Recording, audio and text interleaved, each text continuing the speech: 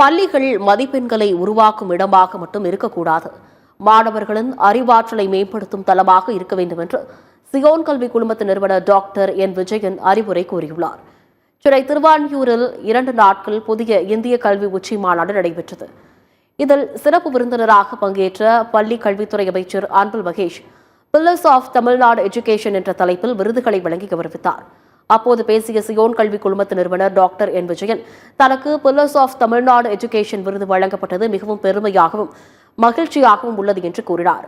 6ஆம் வகுப்பு முதல் மேல்நிலை வரை படிக்கும் மாணவர்களுக்கு ஆண்டுக்கு 30 மணி நேரம் அவர்களின் விருப்பத்திற்கேற்ற துறைகள் பற்றி கற்பிக்கும் முறையை கொண்டு வர வேண்டும் என்றும் இதற்கான பரிந்துரையை பள்ளி கல்வித்துறை அமைச்சரிடம் சமர்ப்பிக்க இருப்பதாகவும் தெரிவித்துள்ளார். School should not be the factory for producing marks, but அது குழந்தைங்களுக்கு நாலேஜ் கொடுக்கிற கல்வி. எதிர்காலத்தில் ஒரு ஸ்டார்ட் அப் கம்பெனிக்கு ஒரு சிஇஓ இருக்கிற கல்வி, அப்படி உள்ள அடித்தளத்தை கொடுக்கணும் அப்படின்ற விதத்தில் நான் பேசினேங்க. பில்லர்ஸ் ஆஃப் தமிழ்நாடு எஜுகேஷன் இந்த கான்ட்ரபிள் எஜுகேஷன் மினிஸ்டர் கொடுத்து என்ன கௌரவிச்சிருக்காரு. ரொம்ப சந்தோஷமா இருக்குங்க.